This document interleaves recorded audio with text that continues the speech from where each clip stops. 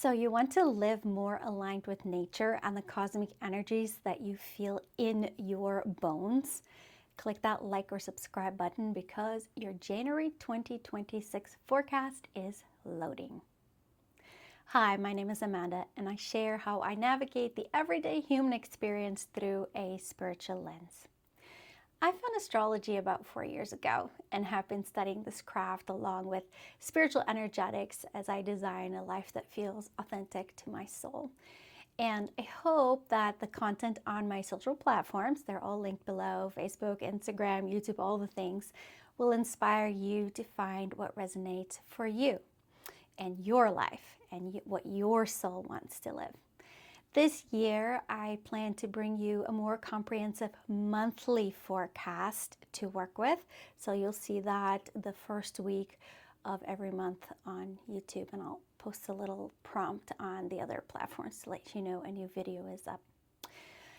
Today, we're looking at the energetic and astrological forecast for January, a month that acts as a sort of threshold between reflection and intention, release and renewal. So that little tug and that push and pull. January asks us to slow down just enough to listen, but also to get honest about what we're building moving forward into the new year. In Chinese astrology, 2025 was the year of the snake, and numerology, and in numerology, a 9-year. Both of these types have culminated in 2025 that was all about shedding old belief systems, things that needed to go completely unraveled, if you know, you know, closing out karmic cycles and allowing ourselves to be done with what needs to be done with. I know many of us are so grateful to say goodbye to 2025. It's brought so many endings to just about every dimension in our lives. But remember that cosmic energy isn't linear and it's not tied to our Gregorian calendar. We still have a few weeks of the year of the snake left until we enter the year of the horse with the Lunar New Year in February. So most of us will likely still feel the final death throes of things trying to leave our lives. And it's usually towards the end of something fully releasing that it may hold on the tightest. We can kind of just expect that, so it's not a surprise. According to numerology, we are entering a 1 year, which symbolizes fresh starts, new beginnings, individuality, and planting seeds for how we want this next 9-year cycle to look. Now that sounds very romantic. I mean, who doesn't like a fresh start? But a 1 year is really much more introspective. Have you been noticing some changes in your desires and your hopes for the future? You may be questioning if what you wanted before is still what you want. I'll give you an example from my own life. I've always had this dream of community living on a property and building a safe haven for family of choice to come together and do life together. Well, this past year, that vision has shifted to something completely different, but it's still rooted in what I believe my purpose to be, which is building community and giving people a safe place to find connection with themselves and with others. And that's because my identity and the responsibility that I feel for people have unraveled. And it's shaping into something that feels much more authentic to me and the journey my soul wants to take at this point. And you may notice that ideas and dreams that you had about what your life should look like is changing. And all I can say to that is let it. There's a much richer life experience waiting to unfold for you if you can have that bravery to let go.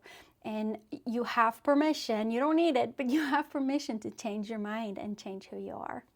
So this 1 year is about shifting our identity, how we see ourselves and our place in the world, and rooting into the identity of the person that we are becoming in this next timeline or this next expression in our soul's journey.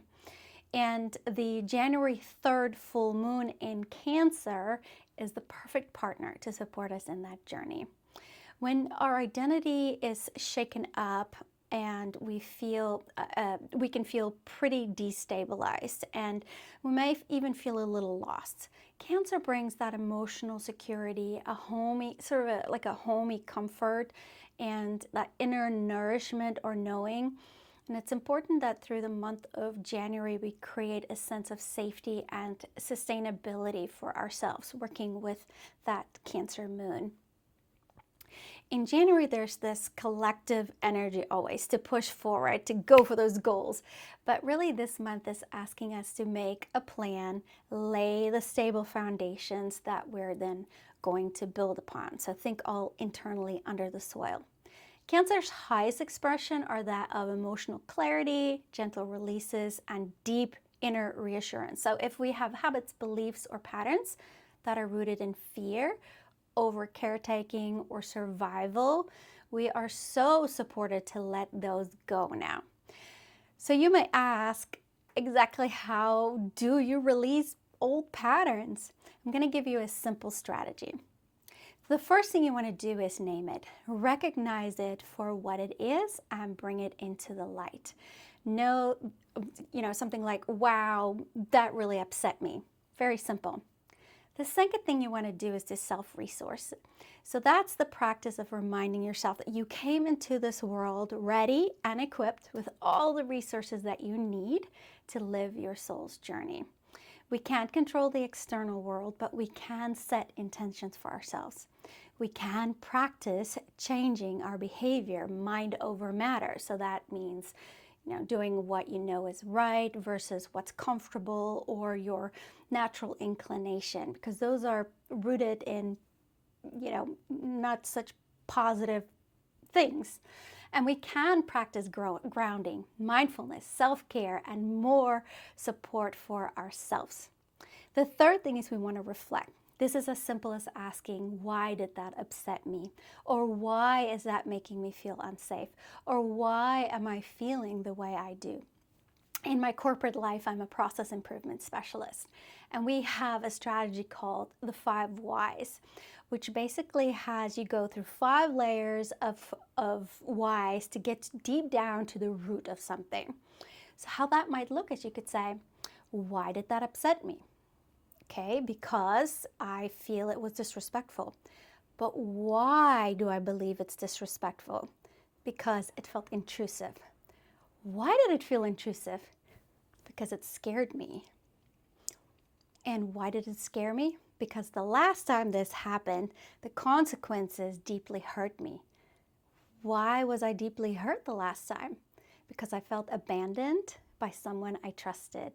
And there is the wound that I need to heal and comfort. So you can see how that 5 why process gets you to the root cause of something. So the fourth thing that we can do in that strategy, now I want to replace my reactivity, which during Cancer season can look like being overly emotional, withdrawing, defensiveness, or clinging to familiar things, even if it limits my growth, because those are Cancer's lowest expressions. So the invitation is to have self-compassion, and always self-compassion first. So we can ask, how can I cultivate that which I expect from the external internally for myself? And then number 5, repeat. Practice, practice, practice. Behavior only changes when we practice. I love when Michelle Obama said, you don't wake up being the person you want to be. You have to practice who you want to become. And that is where this moon supports us most in becoming who you want to become. On January 18th, 2 weeks after the full moon, we also have a new moon in Capricorn. And with that moon, the emotional processing that we do earlier in the month can come into more intentional structure. And what I mean by that is that those healthier foundations that we're building by doing this inner work then takes on more concrete shape in the form of maybe clear goals or healthy discipline boundaries and building something meaningful for the long term.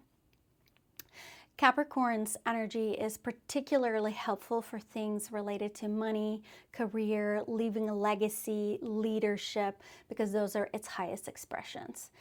In its lower expressions, be mindful of fear of failure, being rigid, self-criticism, and pressure to perform. So let's dial the January energies in just a little bit more, and let's look at the zodiac. So fire signs, Aries, Leo, Sagittarius. Your message is to slow down. Nothing impulsive. Put any restlessness or frustration into positive outlets and stay connected to your purpose. Patience is going to be your friend. Earth signs, Taurus, Virgo, Capricorn.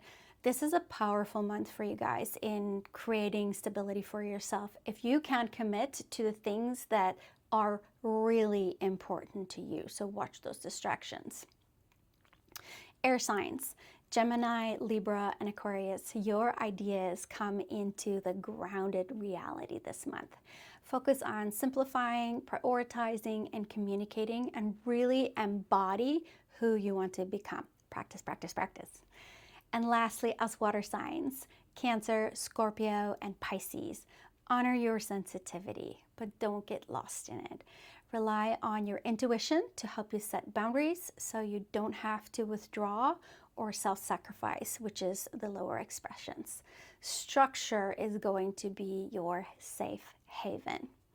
So with that, I wish you a deeply aligned and supported month. You can share your energy with me with a like, a comment, or subscribe if this was helpful to you. I'll have lots of lifestyle goodies for you on Facebook and Instagram. They're all linked below. Until I see you again in February. I have to remind myself it's not every 2 weeks now, it's every month. So in February, take care.